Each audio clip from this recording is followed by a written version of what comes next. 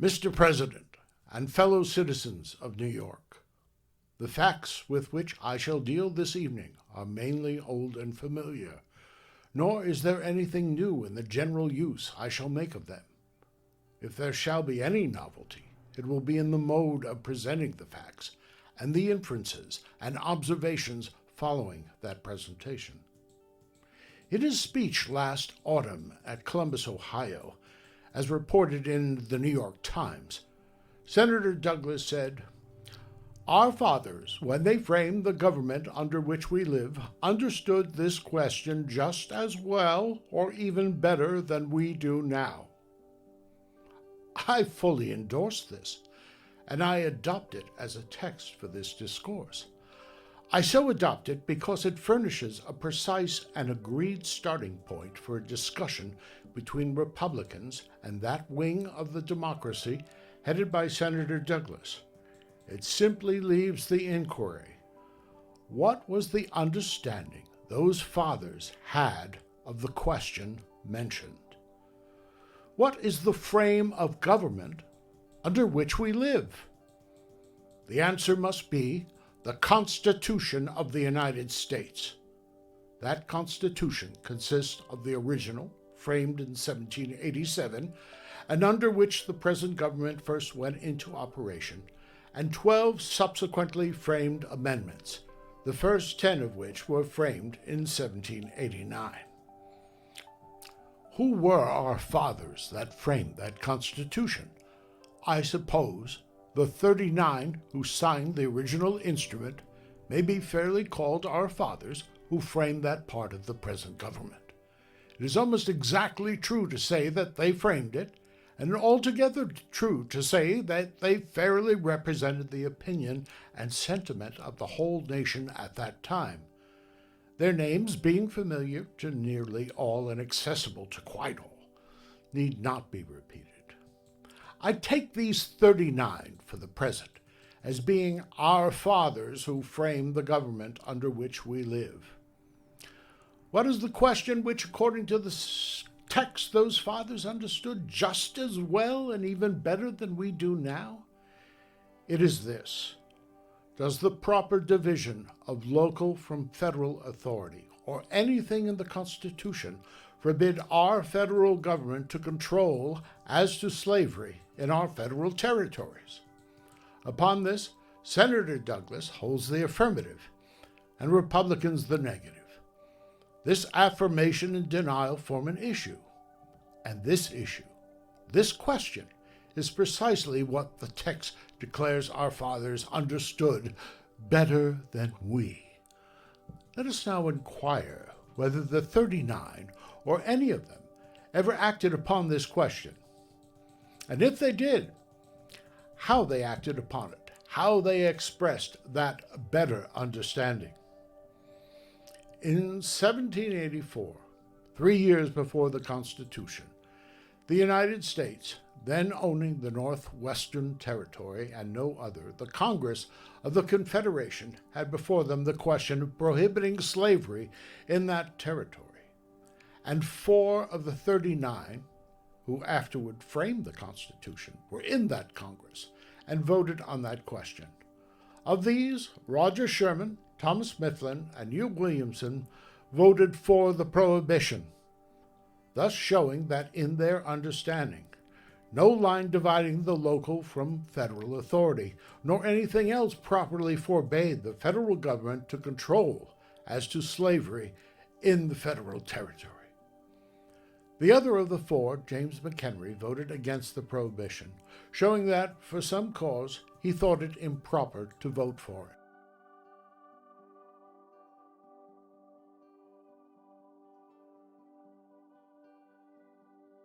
In 1787, still before the Constitution, but while the Convention was in session framing it, and while the Northwestern Territory still was the only territory owned by the United States, the same question of prohibiting slavery in the territory again came before the Congress of the Confederation. And 2 more of the 39 who afterward signed the Constitution were in that Congress, and they voted on the question.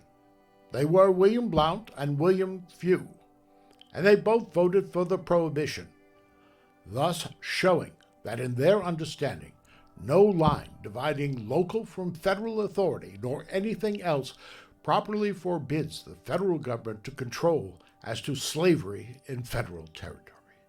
This time the prohibition became a law, being part of what is now well known as the Ordinance of '87. The question of federal control of slavery in the territories seems not to have been directly before the convention which framed the original Constitution, and hence it is not recorded that VAT 39 or any of them, while engaged on that instrument, expressed any opinion on that precise question. In 1789, by the first Congress, which sat under the Constitution, an act was passed to enforce the Ordinance of '87, including the prohibition of slavery in the Northwestern Territory.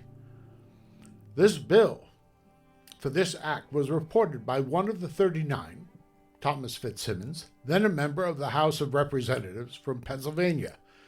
It went through all its stages without a word of opposition and finally passed both branches without yeas and nays, which is equivalent to a unanimous passage. In this Congress, there were 16 of the 39 fathers who framed the original Constitution.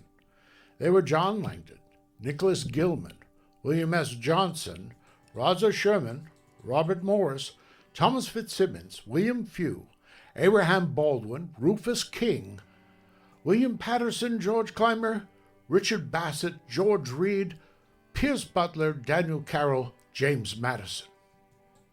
This shows that in their understanding, no line dividing local from federal authority nor anything in the Constitution properly forbade Congress to prohibit slavery in the federal territory, as both their fidelity to correct principle and their oath to support the Constitution would have constrained them to oppose the prohibition. Again, George Washington, another of the 39, was then President of the United States, and as such approved and signed the bill, thus completing its validity as a law and thus showing that in his understanding, no line dividing local from federal authority nor anything in the Constitution forbade the federal government to control as to slavery in federal territory. No great while after the adoption of the original Constitution, North Carolina ceded to the federal government the country now constituting the state of Tennessee, and a few years later, Georgia ceded that which now constitutes the states of Mississippi and Alabama. In both deeds of cession, it was made a condition by the ceding states that the federal government should not prohibit slavery in the ceded territory. Besides this, slavery was then actually in the ceded country. Under these circumstances, Congress, on taking charge of these countries, did not absolutely prohibit slavery within them, but they did interfere with it, take control of it, even there to a certain extent. In 1798, Congress organized the territory of Mississippi. In that act of organization, they prohibited the bringing of slaves into the territory from any place without the United States by fine and giving freedom to slaves so bought. This act passed both branches of Congress without yeas and nays. In that Congress, there were 3 of the 39 who framed the original Constitution. They were John Langdon, George Reed, and Adam Baldwin. They all probably voted for it. Certainly, they would have placed their opposition to it upon record if, in their understanding, any line dividing local from federal authority or anything in the Constitution properly forbade the federal government to control as to slavery in federal territory. In 1803, the federal government purchased the Louisiana country. Our former territorial acquisitions came from certain of our own states, but this Louisiana country was acquired from a foreign nation. In 1804, Congress gave a territorial organization to that part of it which is now constitutes the state of Louisiana. New Orleans, lying within that part, was an old and comparatively large city.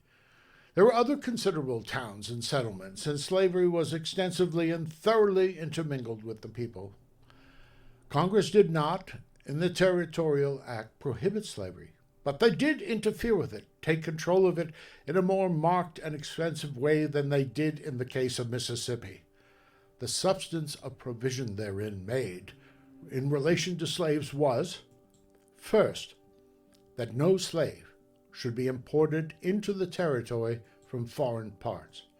Second, that no slave should be carried into it who had been imported into the United States since the 1st of May, 1798. Third, that no slave should be carried into it except by the owner and for his own use as a settler, the penalty in all cases being a fine upon the violator of the law and freedom to the slave. This act was passed without yeas and nays. In the Congress that passed it, there were 2 of the 39. They were Abraham Baldwin and Jonathan Dayton. As stated in the case of Mississippi, it is probable they both voted for it. They would have not allowed it to pass without recording their opposition to it, if in their understanding it violated either the line properly dividing local from federal authority or any provision of the Constitution. In 1819-20 came and passed the Missouri question. Many votes were taken by yeas and nays in both branches of Congress upon the various phases of the general question.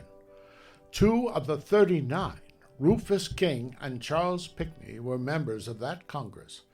Mr. King steadily voted for slavery prohibition and against all compromises, while Mr. Pinckney as steadily voted against slavery prohibition and against all compromises. By this, Mr. King showed that in his understanding, no line dividing local from federal authority nor anything in the Constitution was violated by Congress prohibiting slavery in federal territory.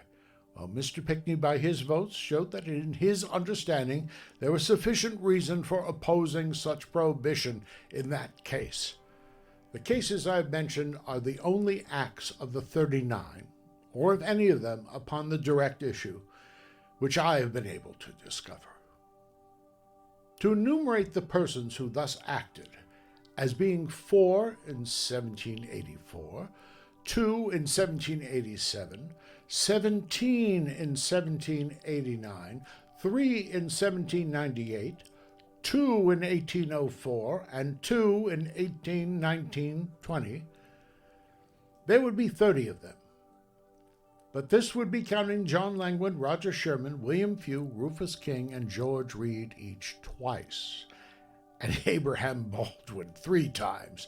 The true number of the 39, who I have shown to have acted upon the question, which by the text they understood better than we, is 23, leaving 16 not shown to have acted upon it in any way. Here, then, we have 23 out of our 39 fathers who framed the government under which we live, who have, upon their official responsibility and their corporal oaths, acted upon the very question which the text affirms they understood just as well and even better than we do now. And 21 of them, clear majority of the whole 39, so acting upon it as make them guilty of gross political impropriety and willful perjury if in their understanding any proper division between local and federal authority or anything in the Constitution they had made themselves and sworn to support forbade the federal government to control as to slavery in the federal territories. Thus the 21 acted, and as actions speak louder than words, so actions under responsibility speak still louder. 2 of the 23 voted against congressional prohibition of slavery in the federal territories. In the instances in which they acted upon their question, but for what reasons they voted is not known. They may have done so because they thought it a proper division of local from federal authority, or some provision or principle of the Constitution stood in the way, or they may, without such question, have voted against the prohibition on what appeared to them to be sufficient grounds of expediency. No one has sworn to support the Constitution can conscientiously vote for what he understands to be an unconstitutional measure, however expedient he may think it. But one may and ought to vote against a measure which he deems constitutional, if at the same time he deems it inexpedient. If, therefore, would be unsafe to set down even the two who voted against the prohibition as having done so because in their understanding any proper division of local from federal authority or anything in the Constitution forbade the federal government to control as to slavery in federal territory. The remaining 16 of the 39, so far as I have discovered, have left no record of their understanding upon the direct question of federal control of slavery in the federal territories. But there is much reason to believe that their understanding upon that question would not have appeared different from that of the 23 compeers, had it been manifested at all. For the purpose of adhering rigidly to the text, I have purposely omitted whatever understanding may have been manifested by any person, however distinguished, other than the 39 fathers who framed the original Constitution. And for the same reason, I have also omitted whatever understanding may have been manifested by any of the 39, even any other phase of the general question of slavery. If we should look into their acts and declarations on those phases, as the foreign slave trade and the morality and policy of slavery generally, it would appear to us that on the direct question of federal control of slavery in federal territories, the 16, if they had acted at all, would probably have acted just as the 23 did. Among that 16 were several of the most noted anti-slavery men of those times, as Dr. Franklin, Alexander Hamilton, and Gouverneur Morris. Well, there was not one now known to have been otherwise, unless it may be John Rutledge of South Carolina. The sum of the whole is that of the 39 fathers who framed the original Constitution, 21, a clear majority of the whole, certainly understood that no proper division of local from federal authority nor any part of the Constitution forbade the federal government to control slavery in the federal territories. Well, all the rest probably had the same understanding. Such, unquestionably, was the understanding of our fathers who framed the original Constitution, and the text affirms that they understood the question better than we. But so far, I've been considering the understanding of the question manifested by the framers of the original Constitution. In and by the original instrument, a mode was provided for amending it. And as I have already stated, the present frame of the government under which we live consists of that original and 12 amendatory articles framed and adopted since. Those who now insist that federal control of slavery in the federal territories violates the Constitution points us to the provisions which they suppose it thus violates. As I understand that all fix upon provisions in these amendatory articles and not in the original instrument.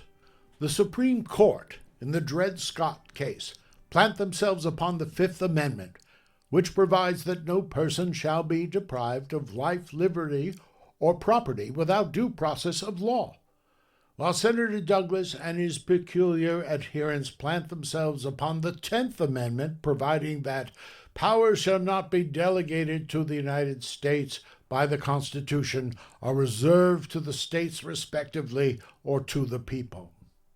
Now, it so happens that these amendments were framed by the first Congress, which sat under the Constitution, the identical Congress which passed the act already mentioned enforcing the prohibition of slavery in the Northwestern Territory. Not only was it the same Congress, but they were identical, same individual men, at the same session and at the same time within the session, had under consideration and in progress towards maturity these constitutional amendments. And this act prohibiting slavery in all the territory the nation then owned. The constitutional amendments were introduced before and passed after the act enforcing the Ordinance of '87, so that during the whole pendency of the act to enforce the ordinance, the constitutional amendments were also pending. The 76 members of that Congress, including 16 of the framers of the original Constitution, as before stated, were preeminently our fathers who framed that part of the government under which we live, which is now claimed as forbidding the federal government to control slavery in the federal territories. It is not a little presumptuous in anyone at this day to affirm that the two things which the Congress deliberately framed and carried to maturity at the same time are absolutely inconsistent with each other? And does not such affirmation become imprudently absurd when coupled with the other affirmation from the same mouth that those who did the two things alleged to be inconsistent understood whether they were really inconsistent better than we, better than he who affirms that they are inconsistent? It is surely safe to assume that the 39 framers of the original Constitution and the 76 members of the Congress which framed the amendments thereto, taken together, do certainly include those who may fairly be called our fathers who framed the government under which we live. And so assuming, I defy any man to show that any one of them ever in his whole life declared, in his understanding, any proper division of local from federal authority or any part of the Constitution forbade the federal government to control as to slavery in the federal territories. I go a step further. I defy anyone to show that any living man in the whole world ever did prior to the beginning of the present century, and I might almost say prior to the beginning of the last half of the present century, declare that in his understanding any proper division of local from federal authority or any part of the Constitution forbade the federal government to control as to slavery in the federal territories. To those who now so declare, I give not only our fathers who framed the government under which we live, but with them all other living men within the century in which it was framed, among whom to search, and they shall not find the evidence of a single man agreeing with them. Now, and here let me guard a little against being misunderstood. I do not mean to say that we are bound to follow implicitly in whatever our fathers did. To do so would be to discard all the lights of current experience, to reject all progress, all improvement. What I do say, that if we would supplant the opinions and policy of our fathers in any case, we should do so upon evidence so conclusive and arguments so clear that even their great authority, fairly considered and weighed, cannot stand. And surely not in a case whereof we ourselves declare they understood the question better than we. If any man at this day sincerely believes that a proper division of local from federal authority or any part of the Constitution forbids the federal government to control as to slavery in the federal territories, he is right to say so, and to enforce his position by all truthful evidence and fair argument which he can. But he has no right to mislead others who have less access to history or less leisure to study it into the false belief that our fathers who framed the government upon which we live were of the same opinion, thus substituting falsehood and deception for truthful evidence and fair argument. If any man at this day sincerely believes our fathers who framed the government under which we lived used and applied principles in other cases which ought to have led them to understand that a proper division of local from federal authority or some part of the Constitution forbids the federal government to control as to slavery in the federal territories, he is right to say so, but he should at the same time brave the responsibility of declaring, in his opinion, he understands their principles better than they did themselves, and that especially should not shirk that responsibility by asserting that they understood the question just as well and even better than we do now. But enough. Let all who believe that our fathers, who framed the government under which we live, understood this question just as well and even better than we do now, speak as they spoke and act as they acted upon it. This is all Republicans ask, all Republicans desire in relation to slavery. As those fathers marked it, so let it be again marked, as an evil not to be extended, but to be tolerated and protected only because of and so far as its actual presence among us makes that toleration and protection a necessity. Let all the guarantees those fathers gave it be not grudgingly but fully and fairly maintained. For this Republicans contend, and with this, so far as I know or believe, they will be content. And now, if they would listen, as I suppose they will not, I would address a few words to the Southern people. I would say to them, you consider yourselves a reasonable and a just people, and I consider that in general qualities of reason and justice, you are not inferior to any other people. So when you speak of us Republicans, you do so only to denounce us as reptiles, or at best, as no better than outlaws. You will grant a hearing to pirates or murderers, but nothing like it to black Republicans. In all of your contentions with one another, each of you deems an unconditional condemnation of black republicanism as the first thing to be attended. Indeed, such condemnation of us seems to be an indispensable prerequisite, license, so to speak, among you to be admitted or permitted to speak at all. Now can you, or not, be prevailed upon to pause and consider whether this is quite just to us, or even to yourselves? Bring forward your charges and specifications, and then be patient long enough to hear us deny or justify. You say we are sectional. We deny it. That makes an issue, and the burden of proof is upon you. You produce your proof. And what is it? Why, that our party has no existence in your section, gets no votes in your section. The fact is substantially true, but does it prove the issue? If it does, then in case we should, without change of principle, begin to get votes in your section, we should thereby cease to be sectional.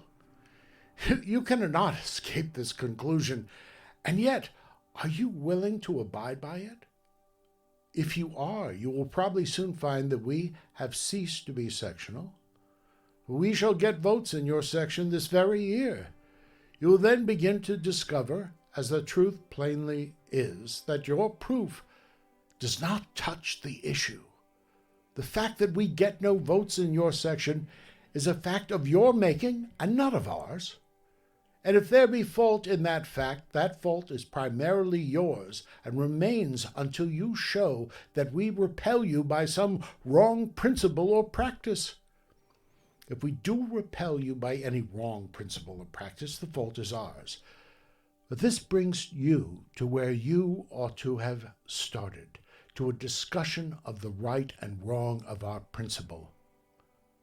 If our principle, put in practice, would wrong your section for the benefit of ours, or for any other subject, then our principle, and we with it, are sectional, unjustly opposed and denounced as such. Meet us, then, on the question on whether our principle, put in practice, would wrong your section, and so meet it as it were possible that something may be said on our side. Do you accept the challenge? No. Then you really believe that the principle which our fathers who framed the government under which we live thought so clearly right as to adopt it and endorse it again and again upon their official oath is in fact so clearly wrong as to demand your condemnation without a moment's consideration. Some of you delight to flaunt in our faces the warning against sectional parties given by Washington in his farewell address. Less than 8 years before Washington gave that warning, he had, as President of the United States, approved and signed an act of Congress enforcing the prohibition of slavery in the Northwestern Territory, which act embodied the policy of the government upon that subject up to and at the very moment he penned that warning. And about a year after he penned it, he wrote Lafayette that he considered that prohibition a wise measure, expressing in the same connection his hope that we should at some time have a confederacy of free states. Bearing this in mind, and seeing that sectionalism has since arisen upon the same subject, is that a warning, a weapon in your hands against us, or in our hands against you? Could Washington himself speak? Would he cast the blame of that sectionalism upon us, who sustain his policy, or upon you, who repudiate it? We respect that warning of Washington. We commend it to you, together with his example pointing to the right application of it. But you say you are conservative, eminently conservative, while we are revolutionary, destructive, or something of that sort. What is conservatism? Is it not adherence to the old and tried against the new and untried? We stick to, contend for, the identical old policy on the point controversy which was adopted by our fathers who framed the government upon which we live, while you, with one accord, reject and scout and spit upon that old policy and insist upon substituting something new. True, you disagree among yourselves as to what that substitute shall be. You are divided on new propositions and plans, but you are unanimous in rejecting and denouncing the old policy of the fathers. Some of you are for reviving the foreign slave trade, some for congressional slave code for the territories, some for Congress forbidding the territories to prohibit slavery within their limits, some for maintaining slavery in the territories through the judiciary, some for the principle that if one man should enslave another, no third man should object, fantastically called popular sovereignty. But never a man among you is in favor of federal prohibition of slavery in federal territories according to the practice of our fathers who framed the government upon which we live. Not one of your various plans can show a precedent or an advocate in the century within our government originated. Consider then whether your claim of conservatism for yourselves and your charge of destructiveness against us are based on the most clear and stable foundations. Again, you say we have made the slavery question more prominent than it formerly was. We deny it. We admit that it is more prominent, but we deny that we made it so. It was not we, but you who discarded the old policy of the fathers. We resisted, and still resist, your innovation, and thence comes the greater prominence of the question. Would you have that question reduced to its former proportions? Go back to that old policy? What has been will be again under the same conditions? If you would have the peace of old times, readopt the precepts and policies of old times. You charge that we stir up insurrections among your slaves. We deny it. And what is your proof? Harper's Ferry? John Brown? John Brown was no Republican, and you have failed to implicate a single Republican in his Harper Ferry's enterprise. If any member of our party is guilty in that matter, you know it, or you do not know it. If you do know it, you are inexcusable for not designating the man and proving the fact. If you do not know it, you are inexcusable for asserting it, and especially for persisting in the assertion after you have tried and failed to make the proof. You need to be told that persisting in a charge which one does not know to be true is simply malicious slander. Some of you admit that no Republican designingly aided or encouraged the Harper's Ferry affair, but still insist that our doctrines and declarations necessarily led to such results. We do not believe it. We know we hold to no doctrine and make no declaration which were not held to and made by our fathers who framed the government under which we live. You never dealt fairly by us in relation to this affair. When it occurred, some important state elections were near at hand, and you were in evident glee with the belief that by charging the blame upon us, you could get an advantage of us in those elections. The elections came, and your expectations were not quite fulfilled. Every Republican man knew that, as to himself at least, your charge was a slander, and he was not much inclined to be cast his vote in your favor. Republican doctrines and declarations are accompanied with a continual protest against any interference whatever with your slaves and with you about your slaves. Surely this does not encourage them to revolt. True, we do, in common with our fathers who framed the government under which we live, declare our belief that slavery is wrong. But the slaves do not hear us declare even this. For anything we say or do, the slaves would scarcely know there is a Republican Party. I believe that they would not, in fact, generally know it, but for your misrepresentations of us in their hearing. In your political contest among yourselves, each faction charges the other with sympathy with black republicanism, and then, to give the point to the charge, defines black republicanism to simply be insurrection, blood, and thunder among the slaves. Slave insurrections are no more common now than they were before the Republican Party was organized. What induced the Southampton insurrection 28 years ago, in which at least 3 times as many lives were lost as at Harper's Ferry? You can scarcely stretch your elastic fancy to the conclusion that Southampton was got up by black republicanism. In the present state of things in the United States, I do not think a general, or even a very extensive, slave insurrection is possible. The indispensable concert of action cannot be attained.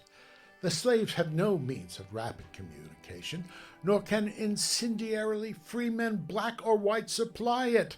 The explosive materials are everywhere in parcels, but neither are nor can be supplied the indispensable connecting trains.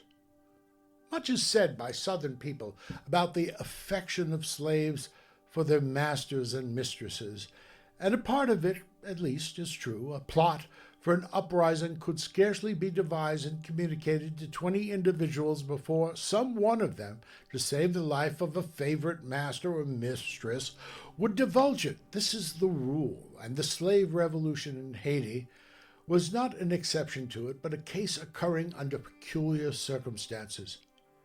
The gunpowder plot of British history, though not connected with slaves, was more in point. In that case, only about 20 were admitted to the secret, and yet one of them, in his anxiety to save a friend, betrayed the plot to that friend and by consequence averted the calamity.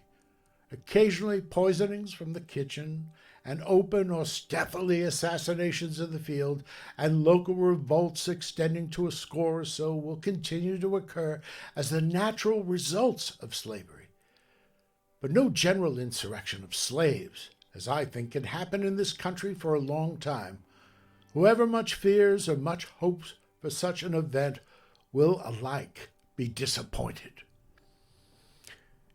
In the language of Mr. Jefferson, uttered many years ago, it is still in our power to direct the process of emancipation and deportation peacefully, and in such slow degrees is that the evil will wear off insensibly, and their places be pari passu, filled up by free white laborers. If, on the contrary, it is left to force itself on, human nature must shudder at the prospect held up. Mr. Jefferson did not mean to say, nor do I, that the power of emancipation is in the federal government. He spoke of Virginia, and as to the power of emancipation, I speak to the slave-holding states only.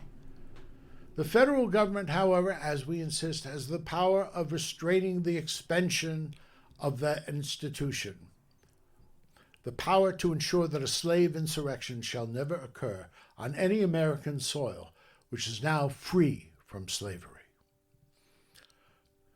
John Brown's effort was peculiar. It was not a slave insurrection. It was an attempt by white men to get up a revolt among slaves in which the slaves refused to participate. In fact, it was so absurd that the slaves, with all their ignorance, saw plainly enough it could not succeed. That affair, in its philosophy, corresponds with the many attempts related in history at the assassination of kings and emperors. An enthusiast broods over the oppression of a people till he fancies himself commissioned by heaven to liberate them. He ventures the attempt which ends little else than his own execution.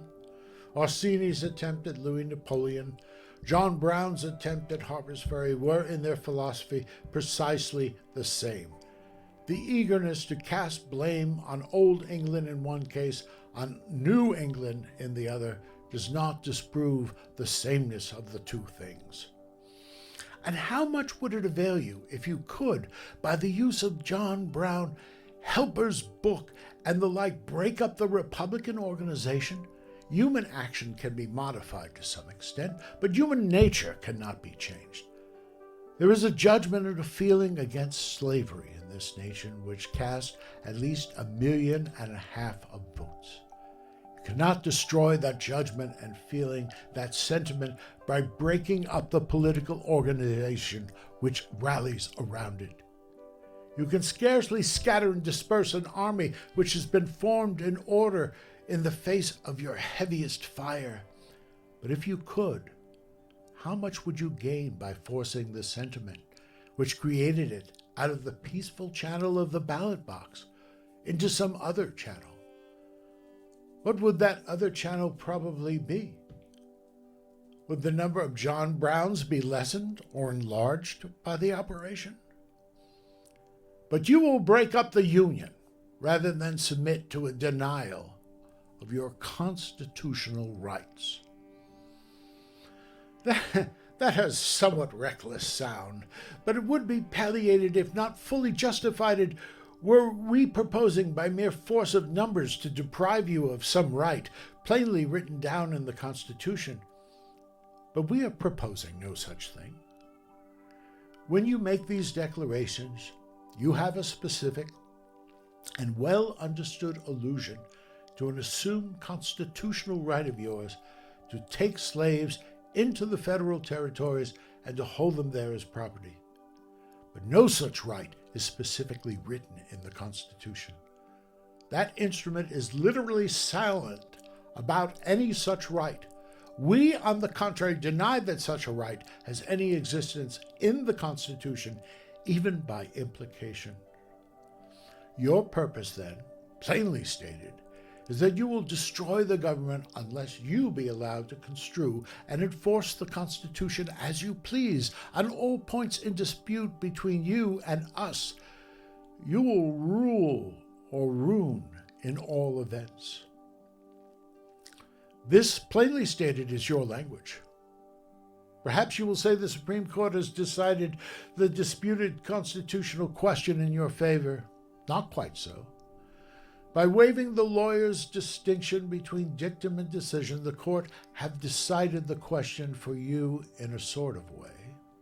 The court have substantially said it is your constitutional right to take slaves into the federal territories and hold them there as property. When I said the decision was made in a sort of way, I mean it was made in a divided court by a bare majority of the judges, and they not quite agreeing with one another in the reasons for making it. That is so made as that its avowed supporters disagree with one another about its meaning, and has mainly based upon a mistaken statement of fact, the statement in the opinion that the right of property in a slave is distinctly and expressly affirmed in the Constitution. An inspection of the Constitution will show that the right of property in a slave is not distinctly and expressly affirmed in it. Bear in mind, the judges do not pledge their judicial opinion that such right is impliedly affirmed in the Constitution, but they pledge their veracity that it is distinctly and expressed affirmed there. Distinctly, that is, not mingled with anything else. Expressly, that is, in words meaning just that, without the aid of any inference or susceptible of no other meaning. If they had only pledged their judicial opinion that such right is affirmed in the instrument by implication, it would be open to others to show that neither the word slave nor slavery is to be found in the Constitution, nor the word property even, in any connection with language alluding to things slave or slavery, and that wherever in that instrument the slave is alluded to, he is called a person, and wherever his master's legal right in relation to him is alluded to, it is spoken of service or labor which may be due, as a debt payable in service or labor. Although it would be open to show, by contemporaneous history, that this mode of alluding to slaves and slavery, instead of speaking of them, was employed on purpose to exclude from the Constitution the idea that they could be property in men. To show this is easy and certain. When this obvious mistake of the judges shall be brought to their notice, it is not reasonable to expect that they will withdraw the mistaken statement and reconsider the conclusion based on it. And then it is to be remembered that our fathers who framed the government under which we live, the men who made the Constitution, decided the same constitutional question in our favor long ago, decided it without division among themselves. When making the decision without division among themselves about the meaning of it after it was made, and so far as any evidence is left, without basing it upon any mistaken statement of facts. Under all these circumstances, do you really feel yourselves justified to break up this government unless such a court decision as yours is shall be at once submitted to as conclusive and final rule of political action? But will you not abide the election of a Republican president? In that supposed event, you say, you will destroy the Union, and then you say the great crime of having destroyed it will be upon us. Ah, that is cool. A highwayman holds a pistol to my ear and mutters through his teeth, stand or deliver, or I shall kill you. And then you will be the murderer?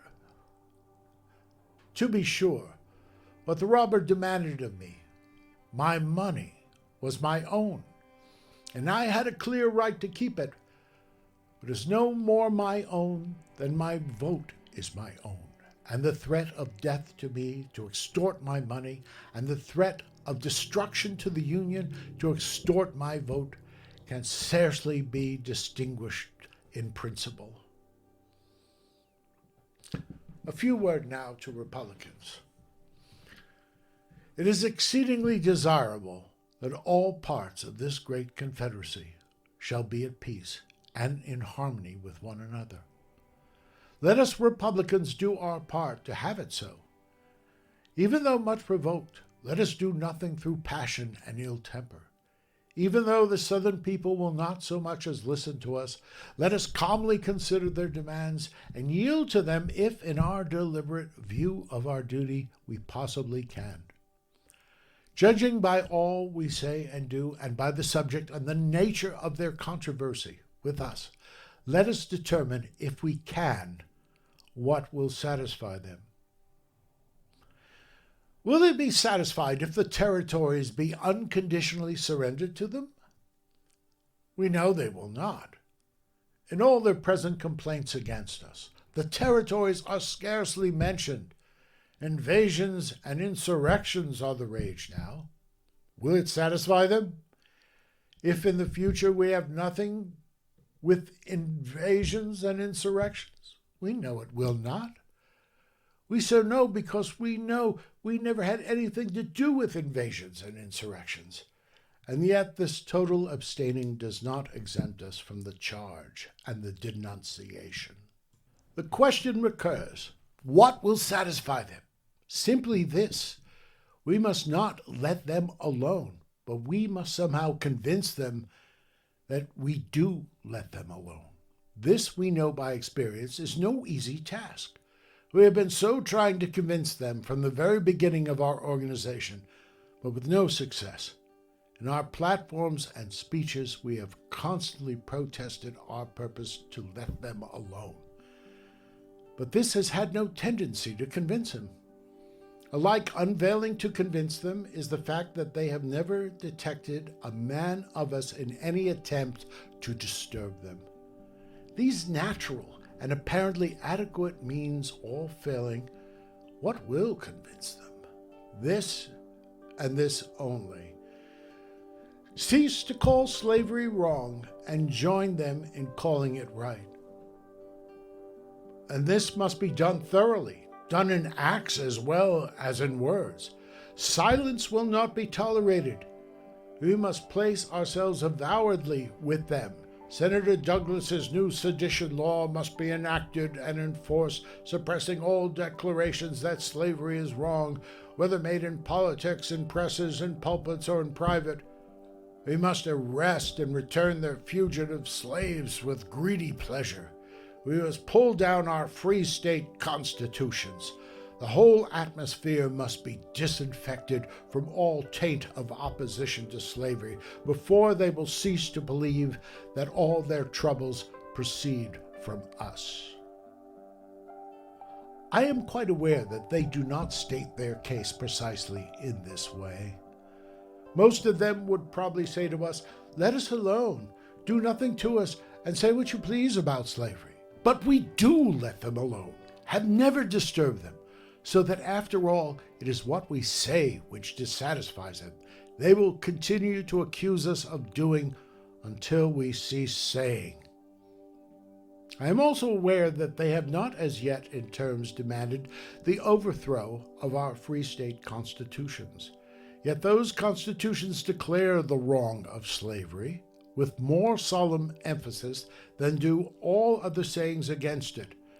And when all these other sayings shall be silenced, the overthrow of these constitutions will be demanded, and nothing will be left to resist the demand. It is nothing to the contrary that they do not demand the whole of this just now. Demanding what they do, and for the reason they do, they can voluntarily stop nowhere short of this consummation. Holding as they do that slavery is morally right and socially elevating, they cannot cease to demand a full national recognition of it as a legal point and a social blessing. Nor can we justifiably withhold this on any ground save our conviction that slavery is wrong. If slavery is right, all words, acts, laws, and constitutions against it are themselves wrong and should be silenced and swept away. It is right. We cannot justly object to this nationality. It is universality. It is wrong. They cannot justify, insist upon its extension, its enlargement. All they ask, we could readily grant if we thought slavery right. All we ask, they could as readily grant if they thought it wrong. If their thinking is right and our thinking is wrong, is the precise fact which depends the whole controversy.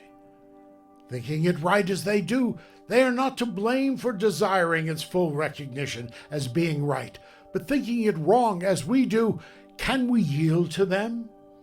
Can we cast our votes with their view and against our own in view of our moral, social, and political responsibilities? Can we do this?